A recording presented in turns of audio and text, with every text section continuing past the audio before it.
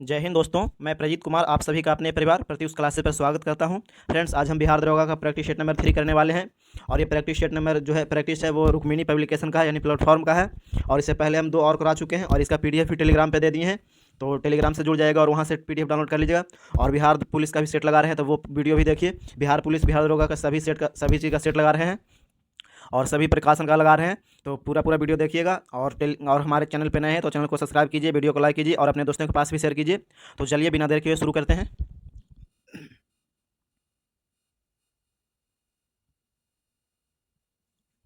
पहला प्रश्न है, राज्य के नीति निर्देशक सिद्धांतों के किस अनुच्छेद के तहत मातृत्व अवकाश पर एक कामकाजी महिला को नियोक्ता से सभी मातृत्व लाभ प्राप्त करना चाहिए? तो इसकी बात करें तो अनुच्छेद 42 हो जाएगा। ऑप्शन डी आंसर हो जाएगा इसका। अनुच्छेद 42 के तहत ये अवकाश मिलता है। और कुछ बता देते हैं तो भारतीय संविधान के भाग चार में अनुच्छेद 36 से 51 के तहत ही राज्य के नीति निर्देशक तत्व का प्रावधान यानी कि डीपीएसपी का प्रावधान किया गया है। और अनुच्छेद 45 की बात करें तो अनुच्छेद 45 के अनुसार राज्य के 6 वर्ष से कम आयु के बालकों के लिए प्रारंभिक बाल्यावस्था देखरेख और फिर शिक्षा का प्रबंध किया गया है अनुच्छेद 45 में। और वहीं अनुच्छेद 44 की बात करें तो अनुच्छेद 44 के अनुसार राज्य के संपूर्ण राज्य में नागरिकों के लिए एक समान सिविल संहिता लागू होगा, ये होगा। और फिर ये सब याद रखिएगा। और एक अनुच्छेद 43 है तो अनुच्छेद 43 के अनुसार राज्य के कर्मकारों को उचित मजदूरी तथा कुटीर उद्योगों के संदर्भ में संवर्धन करने का निर्देश राज्य को दिया गया है, ये याद रखिएगा। यानी कि कुटीर उद्योग तथा मजदूरी के लिए प्रावधान किया गया है अनुच्छेद 43 में।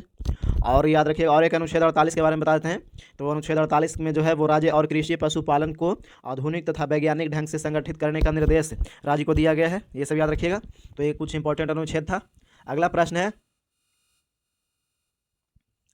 निम्नलिखित में से किसे भारतीय संविधान द्वारा लागू किया जा सकता है?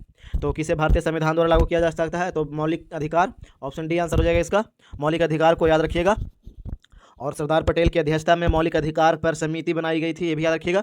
और फिर नेहरू रिपोर्ट जो आया था, नेहरू रिपोर्ट 1928 में, इसके द्वारा अधिकारों को भारत के संविधान में सम्मिलित करने की आकांक्षा प्रकट की गई थी, ये सब याद रखिएगा। कुछ इंपॉर्टेंट बात। और वहीं भारतीय संविधान के भाग 3 के अंतर्गत आता है अनुच्छेद 12 से 35 तक में मौलिक अधिकारों का वर्णन किया गया है। चलिए अगला प्रश्न देखते हैं।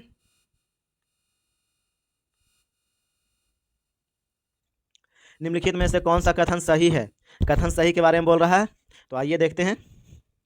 झारखंड में सरहुल उत्सव मनाया जाता है, तो ये तो मनाया जाता है, ठीक है। सरहुल उत्सव के अवसर पर साल के वृक्ष के फूल एकत्र कर देवताओं को भेंट किए जाते हैं, ये भी ठीक है। और फिर साल के वृक्ष के फूल भूमि में उर्वरता का प्रतीक है, तो ये भी ठीक है। यानी कि ऑप्शन नंबर डी आंसर हो जाएगा इसका। 1, 2 और 3 तीनों सही होगा। ऑप्शन डी आंसर हो जाएगा इसका। अगला प्रश्न है,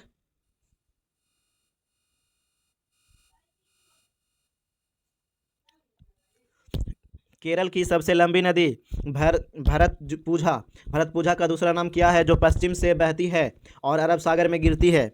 तो ये जो केरल की सबसे लंबी नदी है पोनानी हो जाएगा। ऑप्शन डी आंसर है इसका, पोनानी, याद रखिएगा।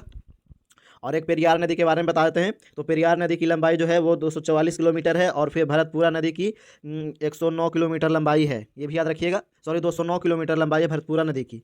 और ये सब जो है पेरियार नदी भी केरल में ही बहता है। अगला प्रश्न देख लेते हैं।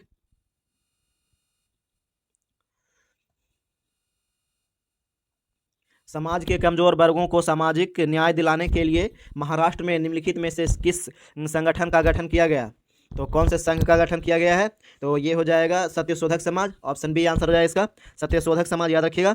और ज्योति गोविंद राव फूले यानी ज्योतिराव फूले ने महाराष्ट्र में निम्न जातियों के कल्याण के लिए 1873 में सत्यशोधक समाज की स्थापना किए थे, ये याद रखिएगा।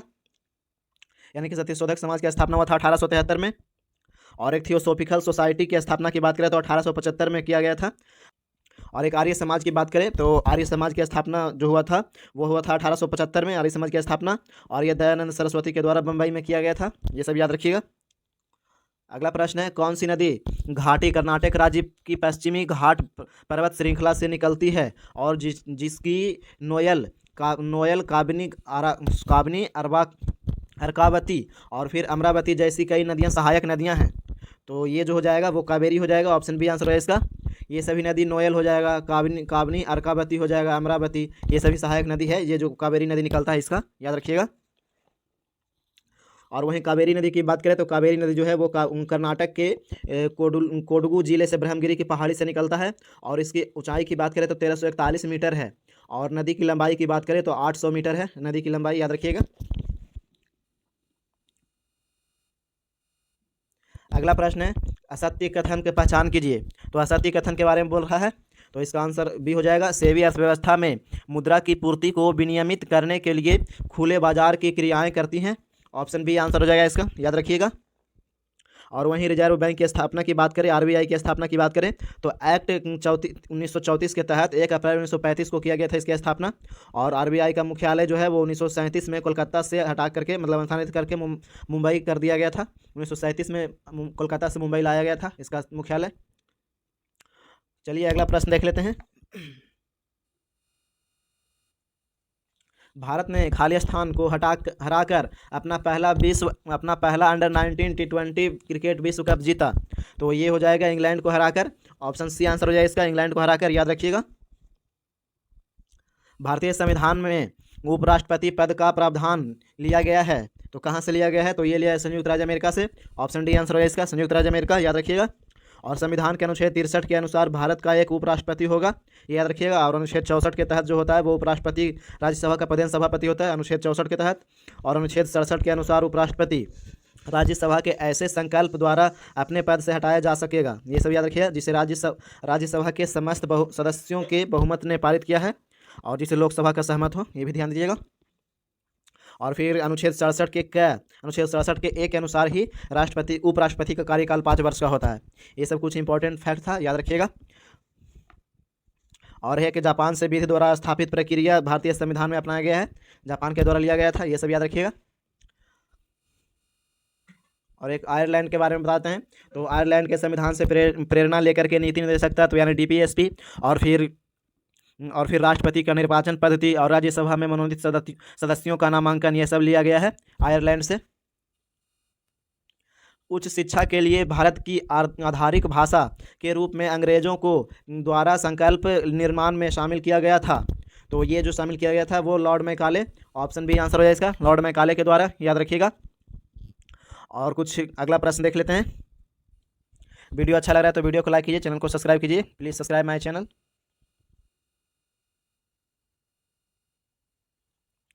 एक इकाई समय में इकाई क्षेत्रफल से होकर गुजरने वाले फोटोनों की संख्या कहलाती है। तो ये कहलाता है प्रकाश की तीव्रता। ऑप्शन सी आंसर हो जाएगा इसका। जब श्वेत प्रकाश वायु से कांच में प्रवेश करता है तो ये लाल प्रकाश सबसे अधिक चाल से करता है, याद रखिए, सबसे अधिक चाल से चलता है। ऑप्शन बी आंसर हो जाएगा इसका, ऑप्शन बी होगा। जल से भरे गिलास के नीचे दबे कागज को शीघ्रता से गिलास के नीचे से जल को छिड़काए बिना ही खींचा जाता है। तो ये घटनाएं क्या कहलाती है? तो ये घटनाएं जड़त्व के गुण को दर्शाती है। ऑप्शन सी आंसर हो जाए इसका, जड़त्व के गुण को दर्शाती है, याद रखिएगा। और जड़त्व के अन्य कुछ गुण है, ये भी उसके बारे में बता देते हैं। तो ठहरी हुई मोटर या रेलगाड़ी के अचानक चल पड़ने से उसमें बैठे यात्री जो है वो पीछे की ओर गिर पड़ते हैं, याद रखिएगा।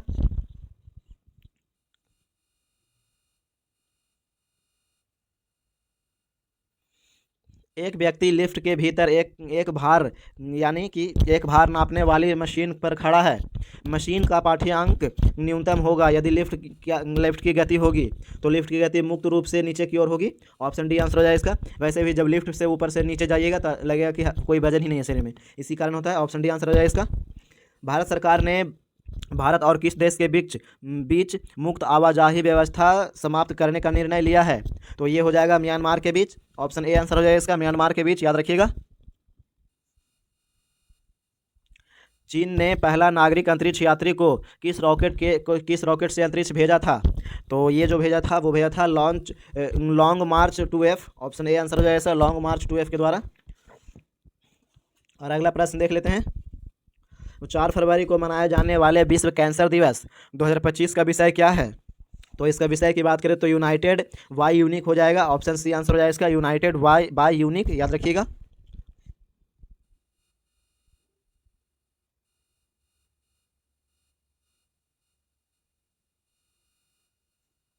भारत भारत सरकार भारत रत्न पुरस्कार संविधान के किस अनुच्छेद के तहत प्रदान करती है? तो ये जो प्रदान करती है वो अनुच्छेद 18 के तहत करती है। ऑप्शन सी आंसर हो जाएगा इसका, अनुच्छेद 18 के तहत, याद रखिएगा। और यह देश का सबसे बड़ा राष्ट्रीय पुरस्कार है, सर्वोच्च नागरिक पुरस्कार है। और फिर ये इस पुरस्कार की शुरुआत जो किया गया है वो 1954 में किया गया था। और पहला पुरस्कार जो मिला था वो राजेंद्र प्रसाद द्वारा प्रारंभ किया गया था, पहला पुरस्कार राजेंद्र प्रसाद द्वारा। और फिर यह जो मिलता है पुरस्कार वो कला हो गया, साहित्य हो गया, विज्ञान हो गया, फिर बड़े पैमाने पर जनसेवा के में उत्कृष्ट कार्य के लिए दिया जाता है, ये भी याद रखिएगा। अगला प्रश्न है, भारतीय संविधान के किस अनुच्छेद में अनुसूचित जनजातियों के लिए राष्ट्रीय आयोग का प्रावधान है? तो ये जो प्रावधान है वो अनुच्छेद 338 का ए के लिए, ऑप्शन ए आंसर हो जाएगा इसका, अनुच्छेद 338 का ए हो जाएगा। और कुछ बता देते हैं, तो अनुच्छेद 16 में है अनुच्छेद 16 में है अवसर की समानता का उपबंध है, याद रखिएगा। और फिर अनुच्छेद 82 की बात करें तो अनुच्छेद 82 में है लोकसभा में स्थान का निर्धारण प्रत्येक जनगणना के बाद निर्धारण करने से संबंधित है, याद रखिएगा। ये सब कुछ इंपॉर्टेंट है। और एक अनुच्छेद 338 का बी होता है वो याद, उसके बारे में बताते हैं। तो अनुच्छेद 338 के बी के द्वारा राष्ट्रीय पिछड़ा वर्ग आयोग को संविधान में समावेशित किया गया है, ये याद रखिएगा। और राष्ट्रीय पिछड़ा वर्ग आयोग का गठन जो किया गया था 1993 में किया गया था। अगला प्रश्न देखते हैं, जे.एन. टाटा ने सिंह भूमि में किन दो नदियों के मध्य अपनी लोहे और इस्पात की कंपनी स्थापित की थी? तो ये जो स्थापित किए थे वो किए थे स्वर्ण रेखा और खरकई, ऑप्शन सी आंसर हो जाए इसका, स्वर्ण रेखा और खरकई, याद रखिएगा। और इसकी स्थापना की बात करें तो 1907 में किया गया था टिस्को की स्थापना, याद रखिएगा। और ये वर्तमान में झारखंड राज्य में पड़ता है, यानी जमशेदपुर टाटा जी के द्वारा किया गया था इसका स्थापना। वीडियो अच्छा लग रहा है तो वीडियो को लाइक कीजिए, please support my channel. Bhutan के साथ भारत के किन राज्यों की सीमाएं मिलती हैं? तो भारत के कौन से राज्य की सीमाएं मिलता है? तो असम हो जाएगा, पश्चिम बंगाल, अरुणाचल प्रदेश और सिक्किम, ऑप्शन डी आंसर हो जाएगा इसका, ऑप्शन डी आंसर हो जाएगा इसका, याद रखिएगा। और क्षेत्रफल की दृष्टि से देखें तो विश्व में जनसंख्या वाला दृष्टि 160वां देश हो जाएगा भूटान, याद रखिएगा। अगला प्रश्न है, भारत में एकमात्र राज्य केंद्र शासित प्रदेश जो केसर का उत्पादन करता है? तो ये जो उत्पादन करता है वो करता है Jammu Kashmir, option C answer हो जाएगा इसका, जम्मू कश्मीर, याद रखिएगा।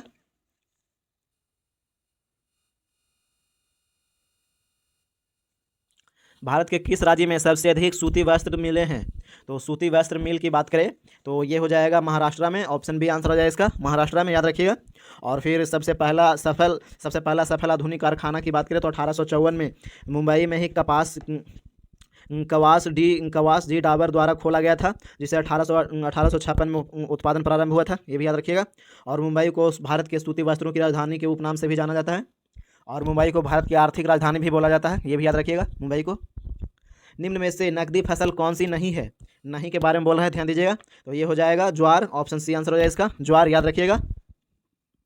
निम्नलिखित में से किस राज्य में सर्वाधिक क्षेत्र वनों के अंतर्गत पाया जाता है? तो ये हो जाएगा Arunachal Pradesh, option D answer हो जाएगा इसका, अरुणाचल प्रदेश, याद रखिएगा। और 2021 के भारत वन रिपोर्ट के अनुसार 17वां प्रकाशन है, याद रखिएगा।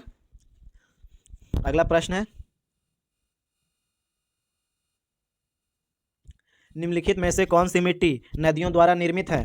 तो कौन सी मिट्टी नदियों द्वारा निर्मित है? तो ये जलोढ़ मिट्टी हो जाएगा, ऑप्शन सी आंसर हो जाएगा इसका, जलोढ़ मिट्टी, याद रखिएगा। और फिर नवीन जलोढ़ या खादर मिट्टी को खादर का निर्माण नदी के बाढ़ मैदानी क्षेत्र में पाया जाता है। और फिर प्रतिवर्ष की बाढ़ के दौरान मिट्टी की नवीन परत चढ़ती है, याद रखिएगा। खादर मिट्टी के बारे में बता दिए। और एक है पुराने जलोढ़ या फिर बांगर मिट्टी के बारे में। तो बांगर मिट्टी जो है वो स्थित है बाढ़ की पहुँच से कुछ दूर की ऊंचाई पर होता है, यानी कि जहाँ पे बाढ़ नहीं आता है वहाँ पे बांगर मिट्टी कहलाता है, और जहाँ पे बाढ़ आता है वहाँ पे खादर मिट्टी कहलाता है। बस इतना याद रखिएगा। अगला प्रश्न है, चूना पत्थर एक प्रकार का चट्टान है, तो ये हो जाएगा अवसादी चट्टान, ऑप्शन बी आंसर हो जाएगा इसका, अवसादी चट्टान, याद रखिएगा। और कल ही एक सेट करा रहे थे उसमें बिहार दरोगा का ही, उसमें पत्थर अवसादी चट्टान ये सब के बारे में बता दिए हैं, तो वो वीडियो देख लीजिएगा। निम्नलिखित में से कौन सा संबंध उत्तल दर्पण उत्पन्न आवर्धन एम को सही ढंग से दर्शाता है? तो ये हो जाएगा ऑप्शन बी हो जाएगा, 0 और ये स्लैश और फिर एम, और ये ऑप्शन बी आंसर हो जाएगा इसका। विद्युत चुंबकीय प्रेरण की खोज किसने की थी? तो इसका खोज की बात करें तो ये किए थे Michael Faraday, option C answer है इसका, विद्युत चुंबकीय प्रेरण की खोज माइकल फैराडे किए थे। और 1830 में माइकल फैराडे और फिर जोसेफ हेनरी के द्वारा यह सिद्धांत दिया गया था। अगला प्रश्न देख लेते हैं, ध्वनि अपेक्षाकृत अधिक वेग से चलती है जब, तो ये चलती है जब ऊपर भी जब माध्यम के तापमान में वृद्धि की जाती है और फिर माध्यम की नमी में वृद्धि की जाती है। तो चलता है ऑप्शन डी आंसर है इसका, याद रखिएगा।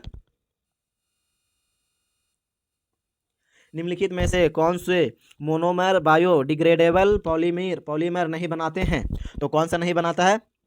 तो ये एथिलिक ग्लाइकॉल और पैलिथिक एसिड, याद रखिए phthalic acid. Option C answer है इसका, ऑप्शन सी होगा आंसर। सूचना एवं प्रसारण मंत्रालय के तहत प्रेस सूचना ब्यूरो PIB का प्रावधान महानिदेशक किसे नियुक्त किया गया है? तो प्रधान महानिदेशक की बात करें तो ये नियुक्त किया है धीरेन्द्र ओझा को। ऑप्शन ए आंसर हो जाए इसका, धीरेन्द्र ओझा, याद रखिएगा। और प्रसार भारती का गठन जो किया गया था वो 1997 में किया गया था, ये भी याद रखिएगा। जनवरी 2025 तक भारत में कुल कितने महारत्न कंपनियां हैं? तो भारत में टोटल 14 महारत्न कंपनियां हैं, याद रखिएगा। ऑप्शन सी आंसर हो जाए इसका। और कुछ इसके बारे में फैक्ट बता देते हैं। तो 12, 13, 14 ये सब महारत्न कंपनियां, लास्ट का जो है वो सब याद रखिएगा। 12, 13, 14 ये सभी का नाम बता देते हैं। तो 12वां का जो नाम है वो ग्रामीण विद्युतीकरण निगम लिमिटेड है। और 13वां का जो नाम है वो 13वां भारत रत्न महारत्न कंपनियां की बात करें तो ये हो जाएगा ऑयल इंडिया लिमिटेड 13वां। और 14वां अभी नवीनतम, सबसे नवीनतम यही है 14वां, तो ये हो जाएगा हिंदुस्तान एरोनॉटिक्स लिमिटेड HAL हाल, याद रखिएगा।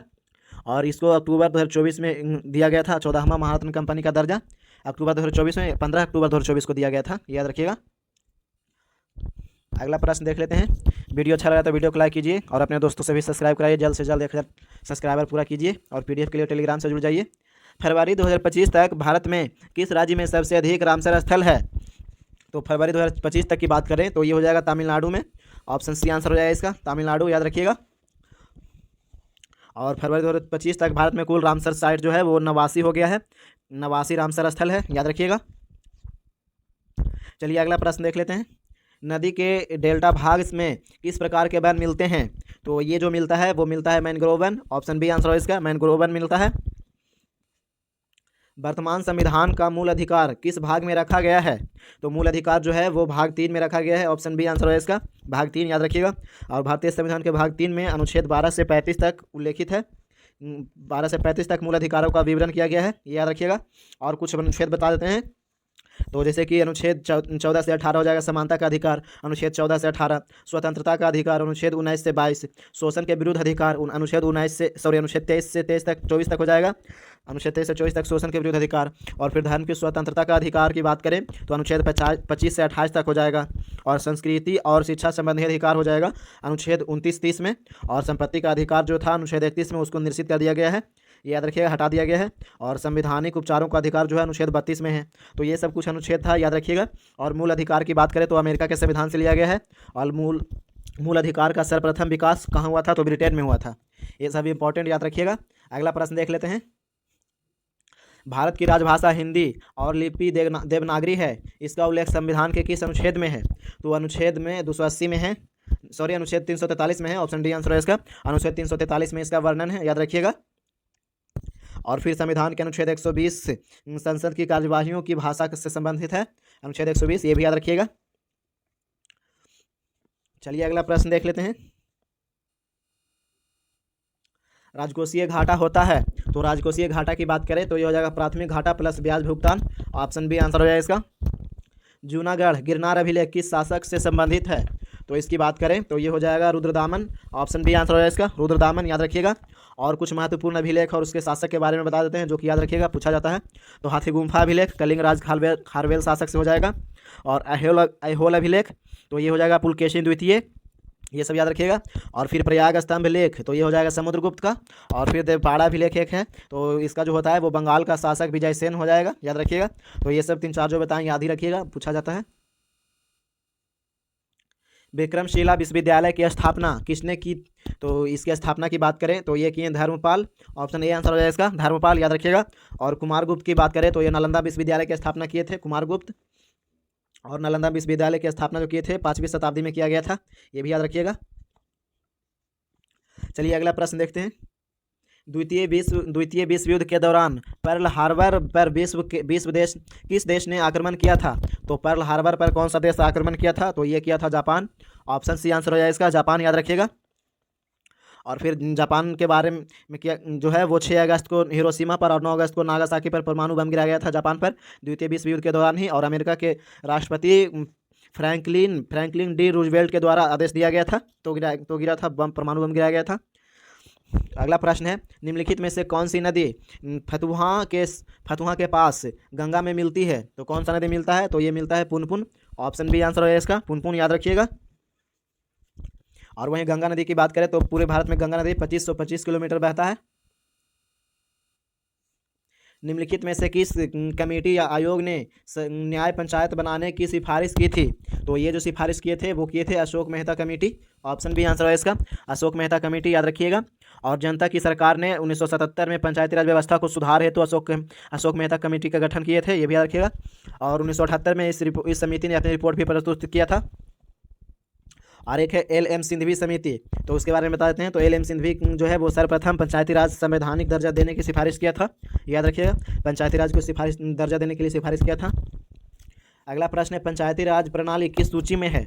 तो पंचायती राज प्रणाली की बात करें तो राज्य सूची में है। ऑप्शन बी आंसर है इसका, राज्य सूची होगा, याद रखिएगा। और 3 सूची होता है, राज्य सूची और केंद्र सूची और एक समवर्ती सूची होता है, ये भी याद रखिएगा। अगला प्रश्न है,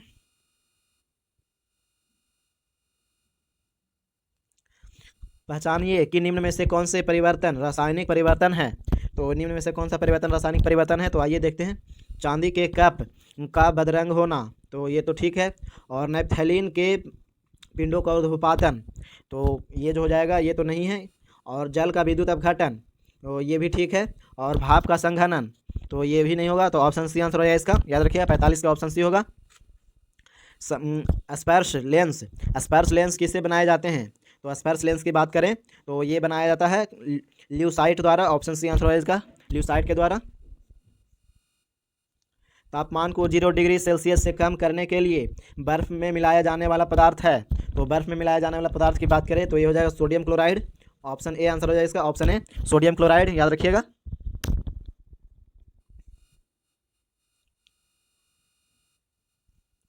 निम्न में से कौन सा तत्व संक्रमण तत्व नहीं है? नहीं के बारे में बोल रहा है, ध्यान दीजिएगा। तो ये हो जाएगा एसएन, ऑप्शन बी आंसर है इसका, एसएन, याद रखिएगा। और फिर अगला प्रश्न देख लेते हैं। भारत का पहला अन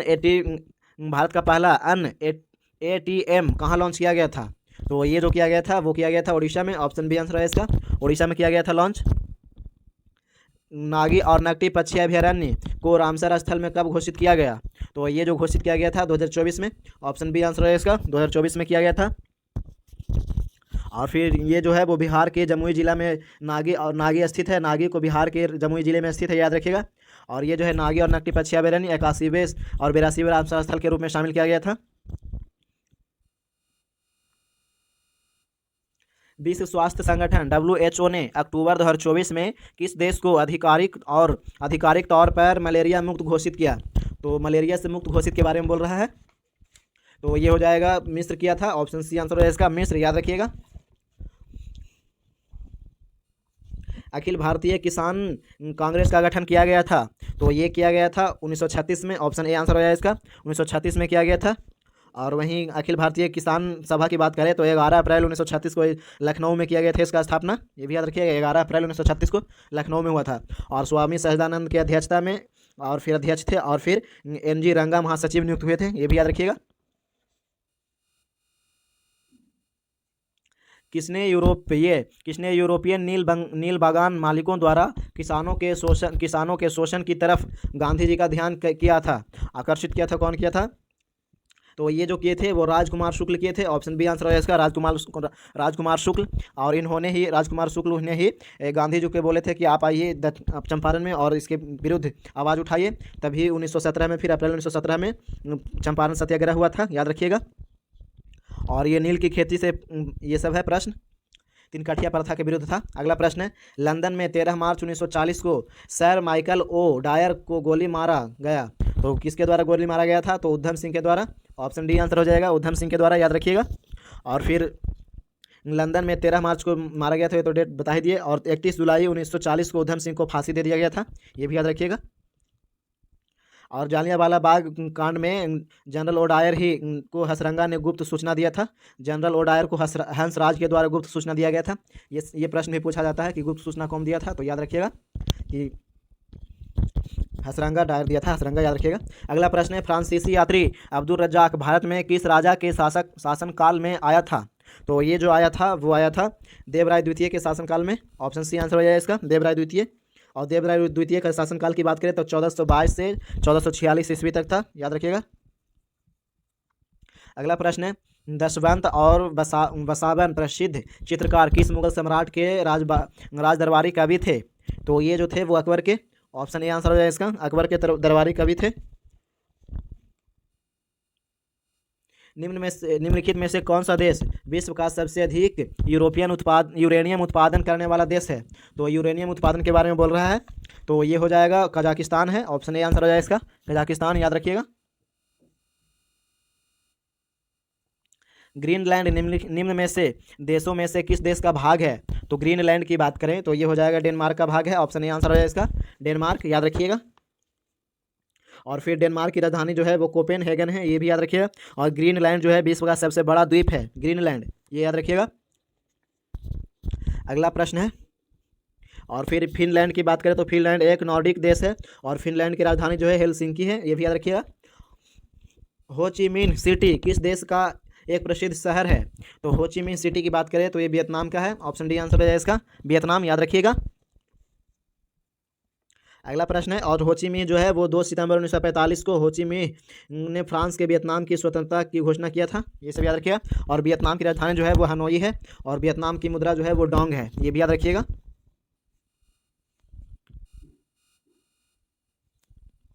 वाष्प चर्चित रेल इंजन आविष्कार किसने किया था? तो वाष्प चलित है, क्लियर नहीं आया फोटो। वाष्प चलित रेल इंजन किसने लॉन्च किया था, आविष्कार किया था, ये पूछ रहा है। तो ये हो जाएगा जॉर्ज स्टीफेनस, याद रखिएगा, स्टीफेंस। और ऑप्शन सी आंसर है इसका, जॉर्ज स्टीफेसन, याद रखिएगा। और वहीं इसके बात करें इसके बारे में तो ये जो थे वो बुलेट ट्रेन का आविष्कारक जापान के हिदेयो शिमा द्वारा किया गया था, ये भी याद रखिएगा बुलेट ट्रेन के बारे में। और भाप से चलने वाला पानी जहाज जो है स्टीमर बोट, उसका आविष्कारक जो है वो रॉबर्ट फुलटन द्वारा किया गया था, रॉबर्ट फुलटन के द्वारा, वाष्प के द्वारा चलने वाला रॉबर्ट जहाज, पानी का जहाज, ये सब याद रखिएगा। कृष्णराज वाडियार किस स्थान के शासक थे? तो कृष्णराज वाडियार की बात करें तो ये मैसूर के शासक थे। ऑप्शन बी आंसर हो जाएगा इसका, मैसूर के शासक, याद रखिएगा। और फिर हैदर अली ने मैसूर राज्य की स्थापना किए थे 1761 में, हैदर अली के द्वारा किया गया था। और मैसूर की राजधानी की बात करें तो श्रीरंगपट्टनम को बनाया गया था मैसूर का राजधानी। और फिर 1973 में मैसूर का नवाब नाम बदलकर कर्नाटक कर दिया गया है। 1973 में मैसूर का नाम बदल करके कर्नाटक कर दिया गया था। कार्बन के इलेक्ट्रॉनिक विन्यास में शामिल कोषों की कुल संख्या कितनी है? तो इसके कोषों की कुल संख्या की बात करें तो ये हो जाएगा 2। ऑप्शन डी आंसर हो जाएगा इसका, 2, याद रखिएगा। वीडियो अच्छा लग रहा है तो वीडियो को लाइक कीजिए, चैनल को सब्सक्राइब कीजिए, please subscribe my channel and support me. और पीडीएफ के लिए टेलीग्राम से जुड़ जाइए। चूने के पानी में CO2 प्रवाहित करने पर चूने का पानी हो जाता है, तो ये जो हो जाता है वो चमकीला हो जाता है, सॉरी दूधिया हो जाता है। ऑप्शन ए आंसर हो जाएगा इसका, दूधिया हो जाता है, याद रखिएगा। और फिर बुझा हुआ चूना की बात करें तो CaOH का होल 2 होता है, बुझा हुआ चूना का सूत्र। और फिर CaO जो होता है वो काली चूना होता है, याद रखिएगा। खूब गेहूँ उपजाओ, गेहूँ ही हमें जंग जिताएगा, यह किसने कहा था? तो ये जो कथन था वो कहे थे वुडरो विल्सन ने। ऑप्शन ए आंसर है इसका, वुडरो विल्सन के द्वारा बोला गया था ये।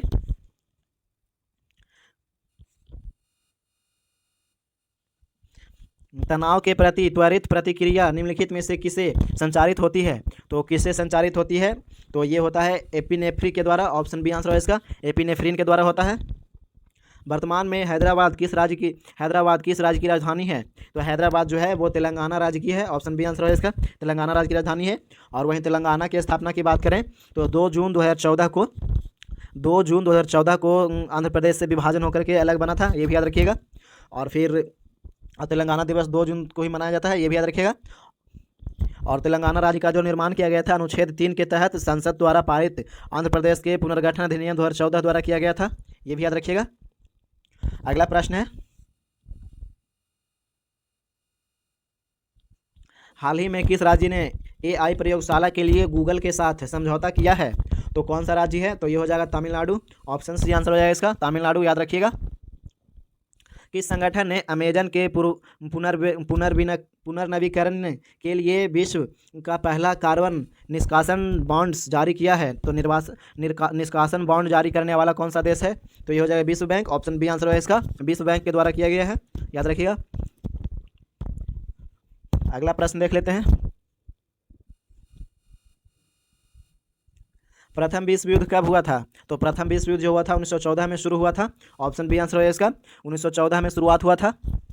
28 जुलाई 1914 को प्रथम विश्व युद्ध शुरुआत हुआ था और 11 नवंबर 1918 को इसका युद्ध हुआ, प्रथम विश्व युद्ध का समाप्त हुआ था, अंत हुआ था।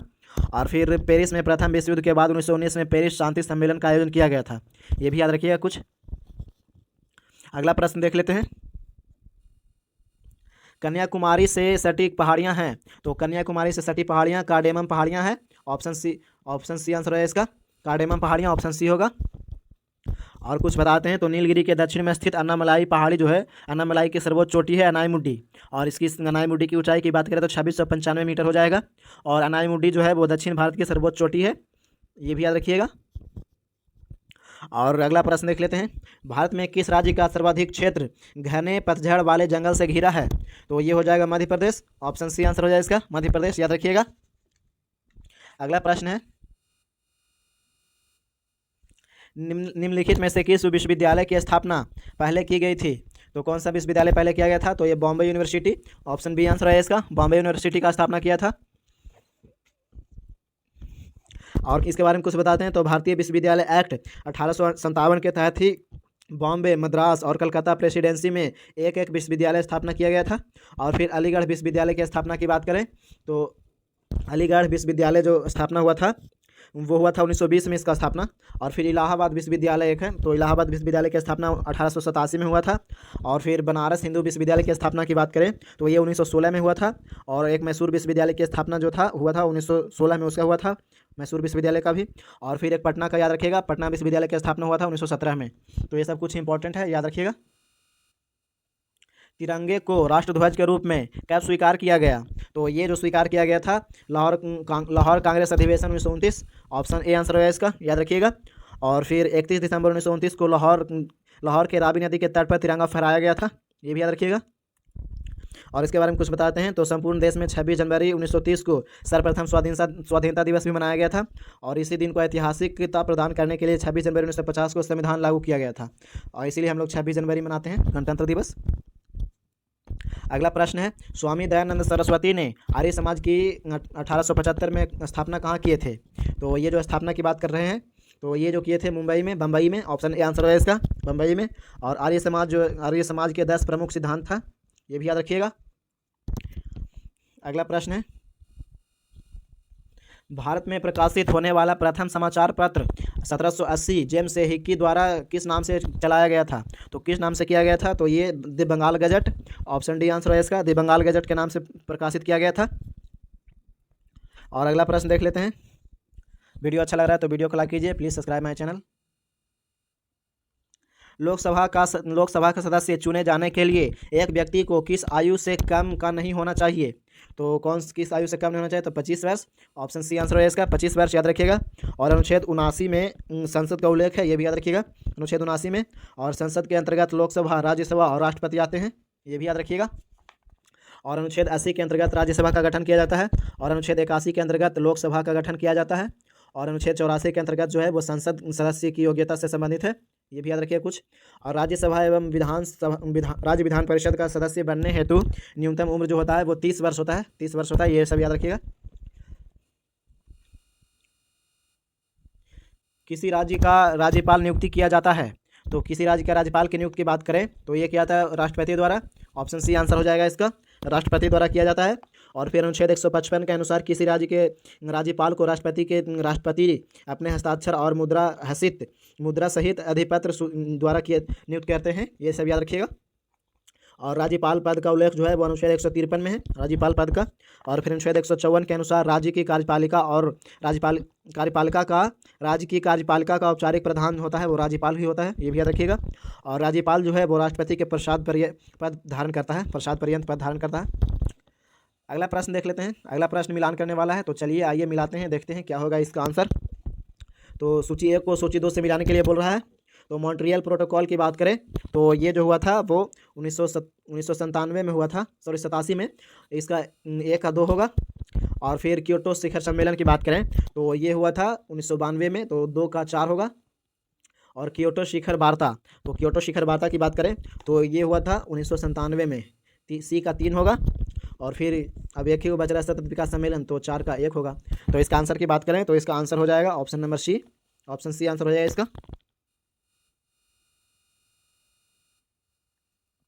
भोजन का वह घटक जो हमारे शरीर को कोई पोषक तत्व प्रदान नहीं करता है और फिर भी हमारे भोजन में आवश्यक है, तो वो कौन सा घटक है, तो वो हो जाएगा चारा, ऑप्शन सी आंसर हो जाएगा इसका, चारा, याद रखिएगा। अधिकांश बैक्टीरिया जो पौधों की बीमारियों का कारण बनते हैं किस समूह के सदस्य हैं, तो ये हो जाएगा छड़ के आकार के और gram negative bacteria, option B answer हो जाएगा इसका, याद रखिएगा। निम्नलिखित में से उस विटामिन की कमी से हुए विकार का चयन करें जिसमें मुंह, गले, पैर के निचले हिस्से एवं पैर के पंजों में लाल रंग के धब्बे उत्पन्न होते हैं। तो ये जो हो जाएगा वो हो जाएगा vitamin pellagra, option A answer है इसका, पेलाग्रा की कमी के कारण से होता है, याद रखिएगा। और विटामिन B3 को नियासिन कहा जाता है, ये भी याद रखिएगा, नियासिन विटामिन B3 को बोला जाता है। और फिर विटामिन B1 को थायमिन बोला जाता है। और विटामिन B1 की कमी से बेरी रोग होता है, ये सब याद रखिएगा। और विटामिन C की कमी से स्कर्वी रोग होता है, ये याद रखिएगा। और विटामिन A की कमी से रतौंधी होता है, रतौंधी विटामिन A की कमी से होता है। चलिए अगला प्रश्न देख लेते हैं। किसे फिक्की द्वारा यूथ आइकॉन ऑफ इंडिया 2024 पुरस्कार से सम्मानित किया गया, तो ये जो सम्मानित किया गया है वो किया गया है, ये दोनों को किया है, नीरज चोपड़ा को और आयुष्मान खुराना को, ऑप्शन सी आंसर हो जाए इसका, दोनों को किया गया है, याद रखिएगा। और वहीं फिक्की की स्थापना की बात करें तो 1929 में इसका स्थापना हुआ था, फिक्की की स्थापना। पुरुष वर्ग में सर्वश्रेष्ठ खिलाड़ी के लिए hockey India Balbir Singh senior पुरस्कार किसे सम्मानित किया गया है, तो ये जो सम्मानित किया गया है वो किया गया है हरमनप्रीत सिंह को, ऑप्शन सी आंसर हो जाए इसका, हरमनप्रीत सिंह, याद रखिएगा। भारतीय रिजर्व बैंक RBI के पूर्व गवर्नर को अगस्त 2024 में लगातार दूसरे वर्ष global finance central bank report card में A+ रैंकिंग प्राप्त हुआ है, रेटिंग प्राप्त हुआ है। तो ये जो हो जाएंगे वो हो जाएंगे Shaktikanta Das, option B answer हो जाएगा इसका, शक्तिकांत दास, याद रखिएगा। और वहीं वर्तमान में जो है वो संजय मल्होत्रा RBI के 26वें गवर्नर बने हैं, ये भी याद रखिएगा। और अगला प्रश्न देख लेते हैं। सूची 1 को सूची 2 से मिलान करने के लिए बोल रहा है, याद रखिएगा। तो एक तरफ तिथि है और एक तरफ दिवस है, एक तरफ दिवस है और एक तरफ तिथि है, ऐसे याद रखिएगा। तो चलिए देखते हैं, मिलाते हैं। तो विश्व पर्यटन दिवस वो मनाया जाता है 27 सितंबर को, ये है। और फिर विश्व पर्यटन दिवस, उसके बाद अंतर्राष्ट्रीय शांति दिवस, तो ये मनाया जाता है 21 सितंबर को। और फिर विश्व ओजोन दिवस, तो ये 16 सितंबर को मनाया जाता है। और फिर विश्व हिंदी दिवस, तो ये 14 सितंबर को मनाया जाता है। तो ये तो सब सही है। और इसके ऑप्शन देख लेते हैं आगे। तो इसका जो आंसर हो जाएगा वो हो जाएगा ऑप्शन ए आंसर हो जाएगा इसका, सभी सही है। एक और है सूची 1 को सूची 2 से मिलान करने वाला। तो आइए देखते हैं, मिलाते हैं। तो ये जो संविधान जो हुआ था, संविधान 69वां संविधान संशोधन 1991, तो ये जो हुआ था वो हुआ था, और इसका ऑप्शन हाँ ये हुआ था, दिल्ली को राष्ट्रीय राजधानी का क्षेत्र दर्जा मिला है, ये हुआ था। तो एक का 5 होगा और एक का 5 जो है वो 2 गो में है, और देखते हैं। और फिर है संविधान जो है वो 75वां संशोधन अधिनियम पंचायतों में अनुसूचित 1994 से है। तो ये जो हुआ था वो हुआ था राज्य स्तरीय किराया अधिकरणों की स्थापना। तो एक का 5 और 2 का 1, तो 1 का 5 2 का 1 ये दोनों में भी है, तब 3 4 का 12 है। तो सी की बात करें तो सी जो हो जाएगा संविधान का 80वां संशोधन अधिनियम 2000। तो इसका जो हो जाएगा वो हो जाएगा 10वें वित्त आयोग की सिफारिश को स्वीकार करना। तो 2 का सी का 4 हो जाएगा, तो यानी कि ऑप्शन नंबर ए आंसर हो जाएगा इसका। बाकी आप मिला लीजिएगा, अच्छे से पढ़ लीजिएगा, इसका PDF टेलीग्राम पे दे देंगे।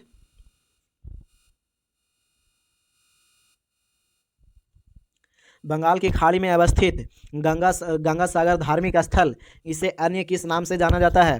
तो और किस नाम से जाना जाता है? तो न्यूमूर द्वीप, ऑप्शन बी आंसर है इसका, न्यूमूर द्वीप के नाम से भी जाना जाता है, याद रखिएगा। और पंबन द्वीप जो है वो तमिलनाडु में है, पंबन द्वीप तमिलनाडु में स्थित है, ये भी याद रखिएगा। और नरकोंडम और बैरन द्वीप जो है वो भारत का ज्वालामुखी द्वीप है, याद रखिएगा। अगला प्रश्न है, अशोक मेहता समिति 1977 का संबंध किससे है? तो ये जो संबंधित है द्विस्तरीय पंचायती राज व्यवस्था से, ऑप्शन ए आंसर हो जाएगा इसका, ऑप्शन ए होगा। और सितंबर 1977 में अशोक मेहता समिति का गठन किया गया था।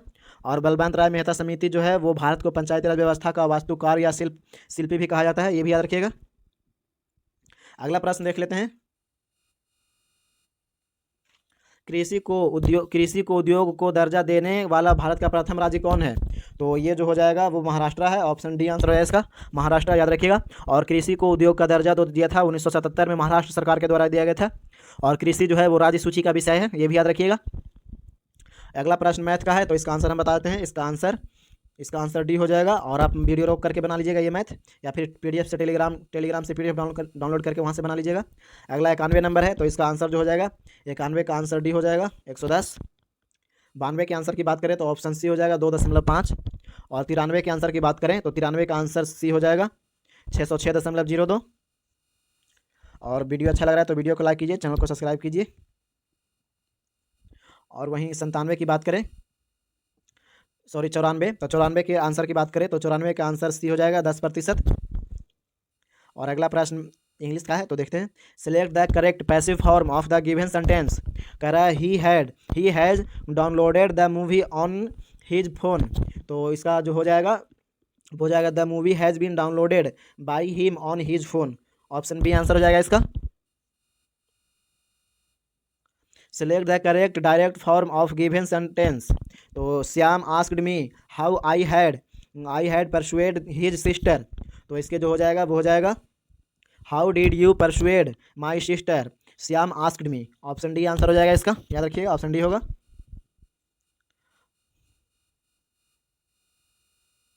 अगला प्रश्न है, दिए गए शब्द का पर्यायवाची ज्ञात कीजिए। तो पर्यायवाची की बात करें तो उपकार, तो उपकार का पर्यायवाची कल्याण हो जाएगा, ऑप्शन ए आंसर है इसका, कल्याण, याद रखिएगा। और कुछ इसका पर्यायवाची होता है, उपकार शब्द का पर्यायवाची भलाई होगा, परोपकार होगा, परामार्थ हो जाएगा, ये सब होता है। निम्नलिखित में से कौन से समूह में केवल चालक तंत्रिकाएं हैं? तो चालक तंत्रिकाएं की बात करें तो ये हो जाएगा फेशियल, ग्लॉसोफेरिंजियल और ट्राइजाइलियम, याद रखिए, ट्राइजामिनल, ऑप्शन डी आंसर हो जाएगा इसका। किसी जीवाणु की उपस्थिति जल प्रदूषण का सूचक है। तो ये जो हो जाएगा जल प्रदूषण का सूचक की बात करें तो ई कोलाई कोलीफॉर्म हो जाएगा, ऑप्शन डी आंसर है इसका, ई कोलाई कोलीफॉर्म। और आज का आखिरी प्रश्न है, प्रतिरक्षी बनाने वाला प्रिज्म प्रोटीन है।